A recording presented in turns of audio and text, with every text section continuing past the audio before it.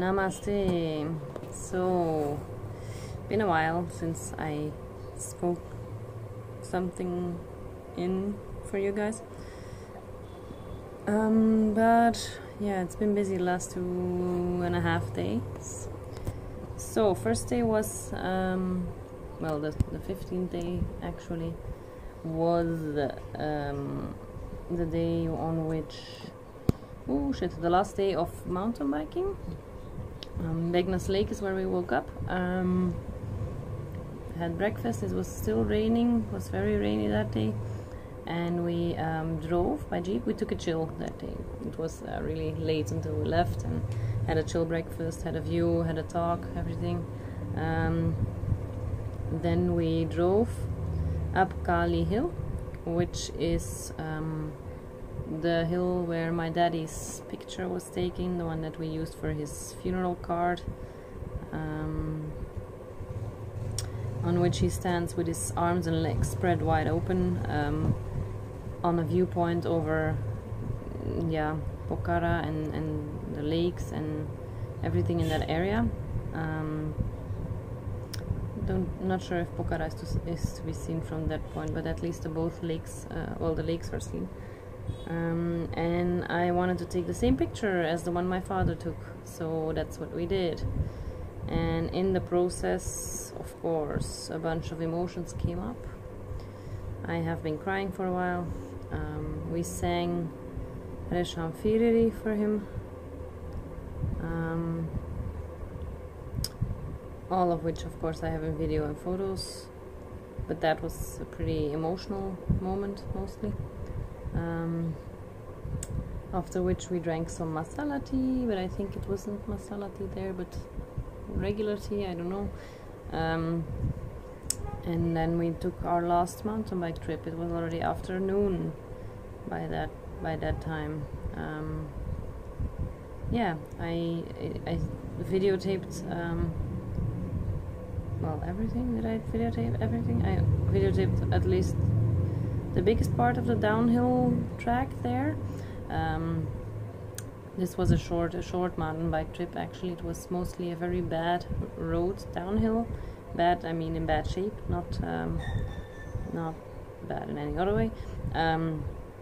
Yeah, and downhill was fun. I like downhill. It's hard, but I like it better than uphill at least. After which we did, like, I don't know, in total we did 18-19 kilometers, something like that. And the first 10 were the downhill part, and then the last 8 were road towards and in Pokhara,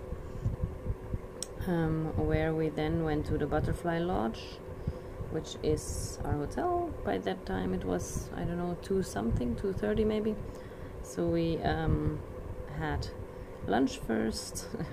The restaurant was okay. It wasn't bad food or anything, but the guy could not get my order straight 2 days in a row, so it was kind of funny. I am chill, but when they bring me meat, that's not okay. The first day they didn't bring me meat though. That the first day they brought me the vegetable soup with garlic toast without the vegetable soup, so I only got the toast, and then they made the soup after. Yeah, after chilling for a while, we checked in the hotel, had a siesta. We do siesta time now. Well, we did siesta every day after a while. I don't know when we came up with it, but at a certain point, yeah, the one day we took the long drive in the jeep, I think. Yeah. Yes, and after that, after siesta and shower and whatever we did, we went into Pokhara, see a little bit of the lakeside. We were close to the lake. We walked there, me and Sarosh. Yeah, we walked first to a little platform on which you can take very beautiful pictures, and then after we walked along the lake, met with my well, friends that I met at the free walking tour. They were by accident actually, because we were planning on seeing them later on, but we met up at the lakeside. They were looking for someone to take a picture of them, and I saw them, and yeah, it was funny. Kind of surprised them. Yeah, talked with them, went for a drink with them. First day in the Busy Bee, which is Sarosh's favorite bar there. Now we went during daytime because then, well, yeah, just for a regular drink and some talks. And after which we went to, let me think, we meaning Maria and Kike, which are Spanish/Italian couple, and they met some other of their Spanish-speaking friends, which they met on a trekking, and they also joined us. So we were, the 6 of us, first went for drinks in Busy Bee, and after went for pizza in apparently the best pizzeria of Pokhara, which is called the Godfathers or something like that. Yeah. Also suggestion of Sarosh. So yeah, I had a pizza over there, shared my traditional beer with Sarosh, and then we went back to the hotel because on the next morning we had to wake up very early, since Sarosh was gonna take me to see the sunrise over the Annapurna mountains on a viewpoint, and I forgot the name. I want to say Bhaktapur, but that's where I'm not now, so that's not no, I forgot. Something like Nagarkot, maybe. Something like that. Yeah. So we went back to the hotel, chilled a bit. I, of course, did my traditional phone calls and everything, and went to sleep after. It was a beautiful day. We had a lot of luck with the weather in Pokhara, because apparently the days before it had been raining a lot, and we did not have any rain as long as we were in Pokhara. So next morning, then, that was not the only thing we were gonna do the next morning. We were also gonna go paragliding. More about that will follow in a second. And also there are videos, but I haven't seen them yet since they are on a DVD and I don't have a DVD player here. But the sunrise, the first thing, we woke up at 4:45 or something. No, we had to leave. I'm trying to remember. At least, well, I don't remember, but between 4:30 and 5 somewhere I woke up, and then we drove up there. That was like maybe an hour drive, maybe. It was uphill, of course. Pokhara is at around 900 meters above sea level, and the viewpoint was 1,500, I think, so that's why it took a while. And there were like 20,000 tourist buses also on the way there. But apparently, according to well, one of the guides who belonged actually to another group, since Sarosh is not my official guide, he cannot do that. It's illegal for him to be an official guide since he doesn't have the degree for it. The other guide was telling this group of Dutch people, which was funny because I understood what to say, about everything that there is to need to know about that, which mountains there were. There were like the south part of the Annapurna, then there was the fishtail, Masha, I don't remember the name. It's horrible. I cannot remember it.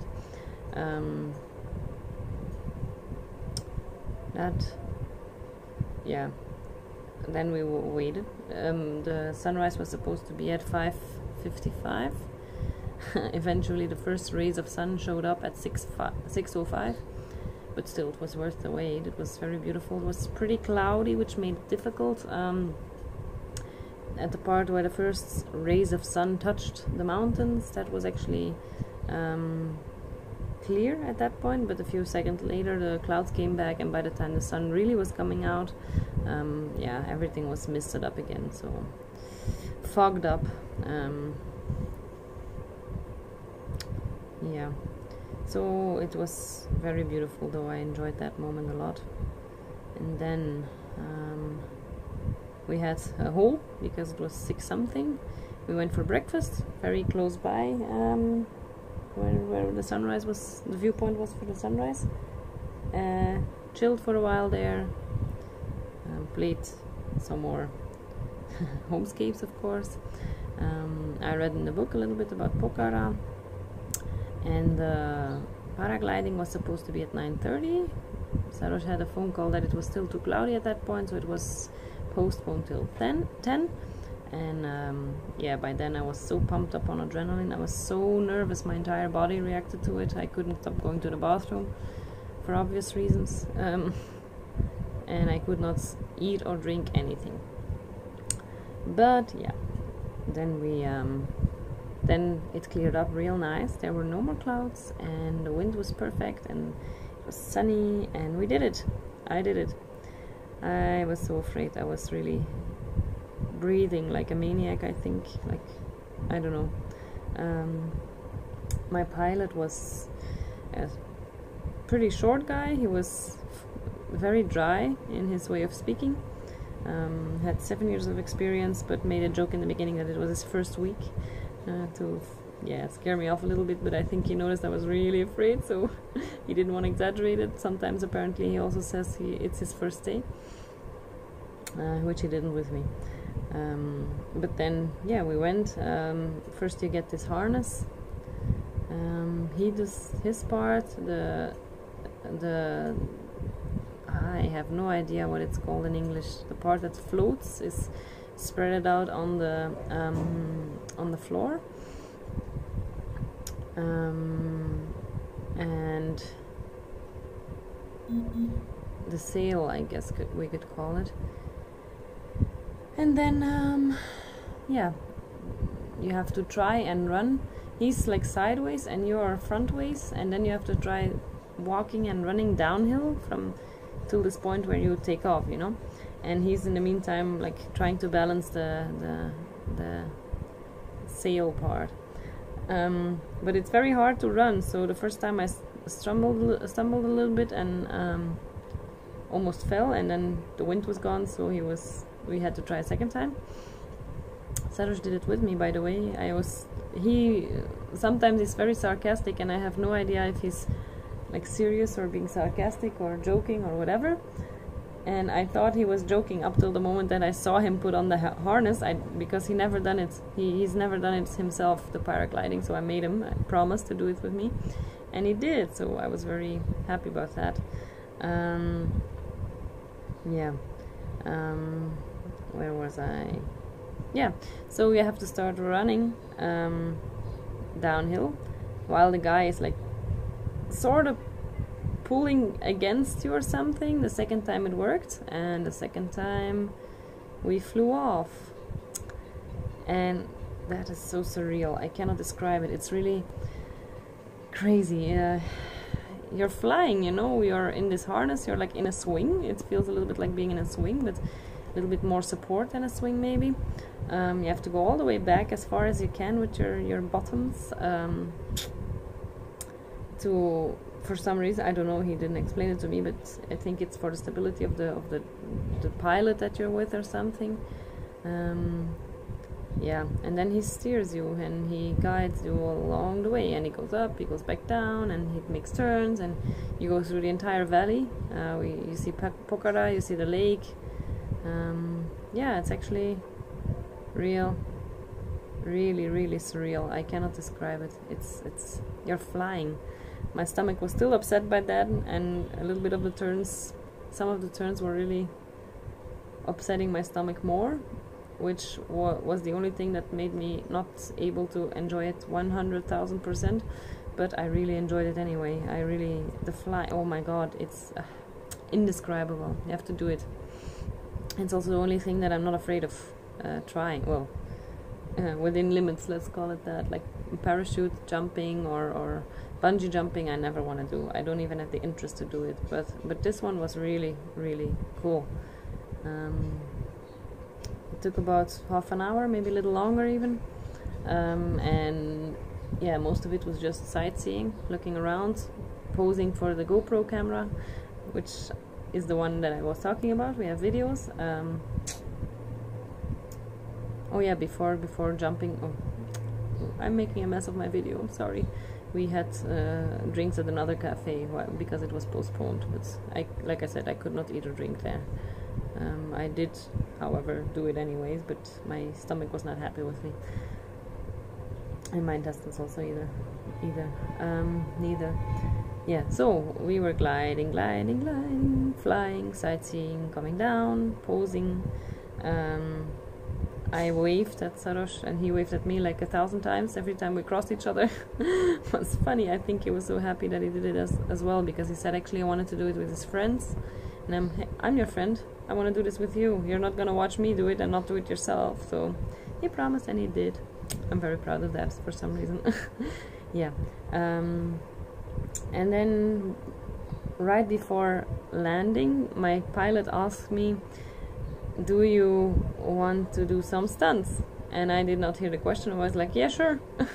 But he started like preparing himself for it, and I was like, what are we gonna do? And I don't think he answered me, or I don't even remember him answering anyway. And he started doing like this swing sessions, but really swinging. So how to describe? You're like on a gigantic swing, and you go up and you go back down, and you go up and you almost touch the floor and you go back up, and yeah, that was kind of cool. Then we went very close to the water. My feet could touch the water if I did not have to pull them up. He told me stretch your legs, so I did, and I could almost touch the water, and we went back up, and then maybe the next turn or the turn after we landed. Yeah, it was cool. I did not land very well. Usually you're supposed to stand up your feet, but for some reason I have no idea how I did it. I landed on my knee, my one knee, my other foot, but it didn't hurt or anything. It was a relatively smooth landing. I crawled up very smoothly after falling, and that was it for the paragliding. Then we sat, I talked a little bit more with my pilot. I waited for Sarosh, who actually landed like 1 second after me. Oh, it was amazing. It was really amazing. I want to do it again someday. I love it. So yeah, then we jumped in the bus back to the hotel. My stomach's still upset, which is very, very hard if you're on a bumpy road, like almost every road ever in Nepal. So I was really trying not to get sick. Right in time, we arrived at the hotel, and then we went to the restaurant, because at that point, must have been early afternoon, but our jeep was still stuck at, no, was it afternoon? Oh, doesn't matter, whatever. Our jeep was still stuck. There must have been some kind of traffic jam based on road dysfunction or whatever. So it was gonna take over an hour, and yeah, we had no money, we had no hotel keys, because everything we left in the jeep as far as we could, you know. The only thing we had was our phones, because we of course need them, and the pilots took them in their bags. So we decided to have lunch. I wasn't very hungry, so still my stomach was upset, but after a while, like sitting there for half an hour, we did order something. I ordered the same thing as the day before, some soup and toast. And Sarosh also took rice with chicken or something, I think the same as the day before also. Which is where the second mistake was made. We had the same waiter. It's like this very young guy, and I don't think he spoke English all that well, which I repeat is not a must, but still, Sarosh ordered in Nepali, so he should have known, you know. And they brought me a second portion of the rice and chicken, which of course I didn't eat since I'm a vegetarian, but I felt pretty bad for the guy. I would have eaten it if it wasn't with chicken, you know, because then they had to make my soup again, which was tasty again. So no big problems. Sorry, still yawning in my videos mostly. Yeah, and then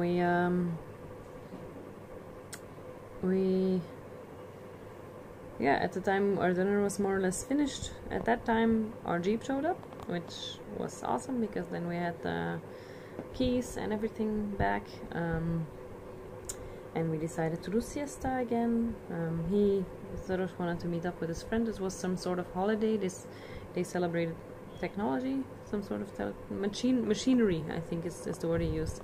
And he came back with his red line on his forehead, some sort of paint, and I was already asleep, you know. I did a real siesta since we woke up at 4 something in the morning, I slept for 20 minutes, and then he showed he was gonna take a shower, and I was like, what time are we meeting? 2:30, 3:30, I don't remember. Okay, that was half an hour later, so he was taking a shower, and after we agreed to leave. By the time I stopped talking to him, it was 10 past. I don't remember if it was 2 or 3. Doesn't matter. Again, I think it must have been 2. So we, I tried sleeping like for 5 more minutes, but then I remember doing this and doing that, and yeah, doing a bunch of stuff that, or having to do a bunch of stuff, which of course I didn't succeed in doing. Took a shower. Did I? No, I took my shower later. I didn't take a shower then. I only slept. Yeah.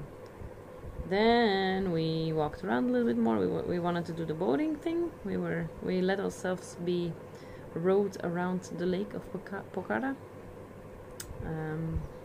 for 1 hour, which turned out to be half an hour, I'm pretty sure, but okay. We paid for one. Happens, I guess. We took a stop on a little isle. Where island? I mean, I'm sorry, island. Yeah, a little island on which there was a temple. We're there for like 5 minutes, watched the fishies, watched the temple, and went back in the boat and made a little tour. Not a big one, but just around the lake a little bit. Not the entire lake, like maybe 1/4 of the lake or something. Had some funny photos again. Really fun day yesterday. And then I remembered I actually wanted to tape a video for a friend, which I will not reveal more about on this one, because if my friend sees this video, she already knows, and the surprise is off. No, and I forgotten paper. I needed paper for that one. So we had to go back to the hotel, and so we shopped a little bit. I bought my postcards finally, because I haven't sent any postcards yet, so my postcards will arrive later than myself, I guess. But yeah, that's part of it, because the entire trip where we did the mountain biking part, I could not get any, and in the first week for some reason I didn't think of buying any. Now I did, and I will write them today and put them in the post today as well. So yeah, we bought that. I bought one more souvenir, one for me, one for Max, and then like this amazingly sweet thing happened. We were shopping, we were passing by a clothes stores, and he was watching a short and I was watching a dress, and it's this really cute little dress, completely my style, and I wanted to try it on because it looked like it was gonna be too skinny for me, which is mostly the case with Asian clothes. Too skinny or too short, or any of those possibilities. And I tried it on. Sarosh bought the shorts for himself without trying them on. He's like, I know my size, it will fit. It's a nice color, looks good on him. And I was trying the dress on, and came out, and it looked good on me. It fitted perfectly. It was like it was made for my body or something. He put this bow around my thigh, and then I asked him at the same time, what's the price of this? Because, you know, with Western people, they tend to round up or something. And he's like, you don't need to know, do you like it? And I'm like, yes, I love it, but what's the price? And he's like, it's your birthday gift from me. I was completely shocked, you know. He just bought me a dress for my birthday 2 weeks later, which of course, since he has his birthday 4 days before me, now I have to go shopping tomorrow for a birthday gift for him. Yeah, which I don't have to, but I want to. He's a dear friend, I like him. And this was, oh my god, I did not know what to say. I was like, oh my god, you're crazy, tell me the price, and then I changed, and he already paid, so I have no idea what he paid for it. But yeah, I got a pretty dress and I'm happy. Then we went back to the hotel to get the paper for the video, and also preparing for the evening, because we wouldn't come back after. Took a shower. At this point I took my shower, and of course I decided to wear the dress that he bought me, because the plan was go for dinner and we go for dancing after, cocktails and dancing. And his friend was gonna join us with another guest of his, and yeah, that was it. So maybe the people from Couchsurfing were gonna show up as well. We put a little event like going out in Pokhara, and two people reacted to it, which in the end none of them showed up, but doesn't matter because that'll come later. We didn't end up partying anyway. Well, not so much, a little bit, but not so much. So yeah, we did all that. First we went to this little platform with the viewpoint over the lake, which I spoke of earlier, to make this video recording, which went smoothly, no problems there. Then we went to restaurant Boomerang. Boomerang is a very cozy place, I can suggest it. The food is pretty good, and they have this national Nepali traditional dance show thing going on, I think almost every night, or if not every night, which was really nice. I liked the atmosphere. We had the best seat in the house because we came 1 hour early. Yeah, it was very cozy. The friends showed up 1 hour later, so I was with Sarosh and the driver there for 1 hour. It was fun. We had a lot of laughs. We had some beer, so I had 2 glasses only. They had a little bit more, I guess. The driver did not, however. I think he's not drinking or something. I'm confused now. Yeah, the first bottle of beer me and Sarosh shared, and after that he ordered some more bottles when his friends arrived, and they shared also in the beer, so I have no idea how many bottles. I think maybe 3 in total. Sherpa beer, Nepali quality. It's pretty good though. Yeah, the dance program was really cool. Nice music, makes me happy, the Nepali music, and the dances are very, very beautiful and very similar to Indian dances for my feeling. And after that we went to, yes, again to the Busy Bee, in which there was a live concert. The friend of Sarosh's friend, he did not join us because his guest had to pack and leave in the next morning pretty early also, I guess. So they went after dinner and we went, I had the palak paneer, which was of course too spicy for me. It's not spicy, the guy said to me. It's not spicy for Nepali people probably, but for me it was too spicy, so they brought me a bowl of yogurt next to it, which made it actually pretty decent. I could take it then after. Yeah, so in Busy Bee then there was a live band playing, and this girl, there was an amazing voice playing. I didn't notice right away where the sound came from, and then watched around and then saw this tiny, I don't know, Japanese looking girl. I guess she's a Nepali, but she looked more like from those sides of Asia, and tiny, like really tiny, with this amazing, strong, deep voice. My mind was blown, but she's really good. I really enjoyed her singing. Then we ordered a Risham Firiri because we wanted to try that one. Pretty strong cocktail, I think was rum based. I'm not entirely sure, but it was tasty. I usually don't like very fruity cocktails. This one was actually very, very decent. There was also a little bit of sweetness in there, which I prefer in my cocktails. And we were sitting at this most restaurants or bars, they have these tables where you sit on the floor. They're like maybe 30 centimeters high, and you sit on a pillow on the floor, and we chose one of those close to the stage, listened to the girl, and then drank our cocktails. After a while they started playing DJ music. At Despacito, of course, there was a group of Spanish people, I think maybe 15 people or so. They took over the dance floor. Before there were like 3 drunk guys dancing only, and yeah, that didn't feel right for us to join them. But with the Spanish group and then people joining them, the dance floor was pretty full, and we joined them. Right before going to the Busy Bee, by the way, we found out the next morning there were gonna be strikes from workers. so we had to leave like 3 hours earlier than we said. So we had to leave at exactly 5 o'clock in the morning, which was the reason we decided not to go to a club afterwards. And yeah, we danced in Busy Bee then for a while.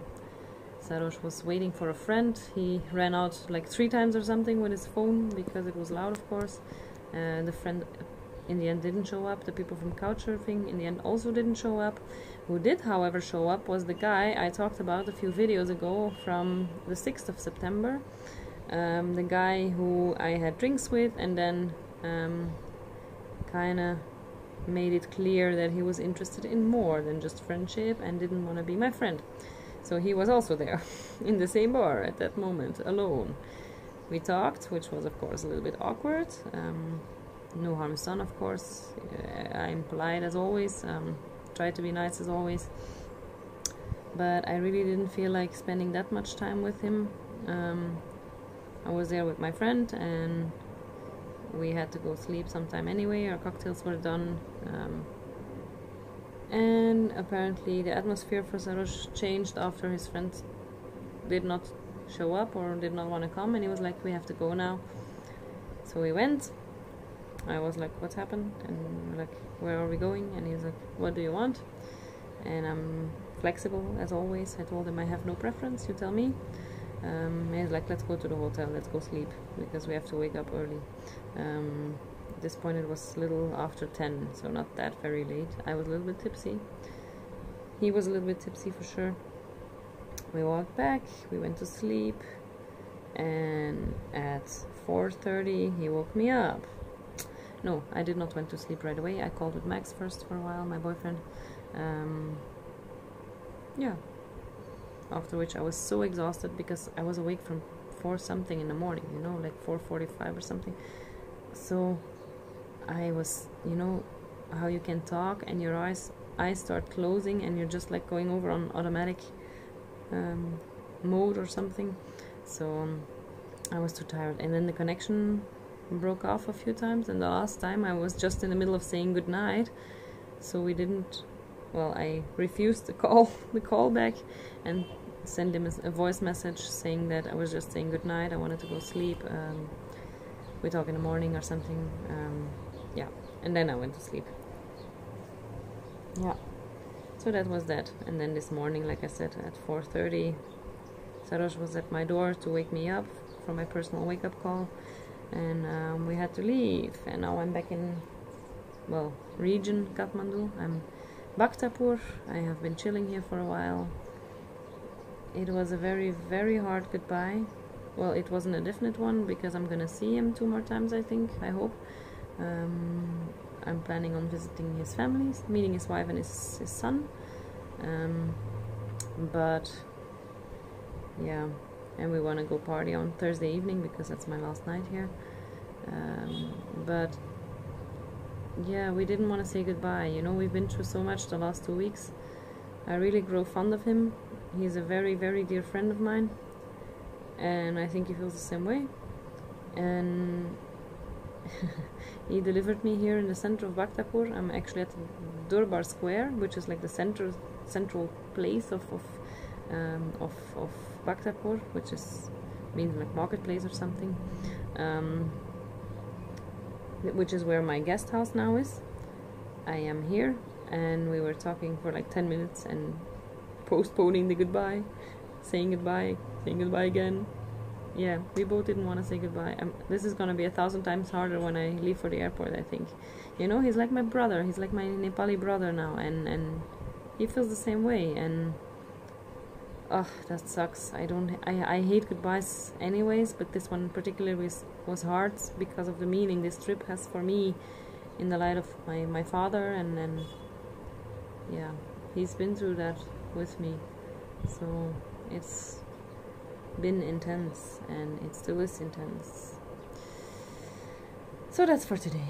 I will tomorrow, well, this evening or tomorrow, probably talk some more because I have to still go discover Bhaktapur. I'm starting to get a little bit hungry. Maybe have some food first, or maybe sleep a little bit first. It's early afternoon, so we'll see. I will get back to you with more news once I have an update. Bye bye. Thanks for listening.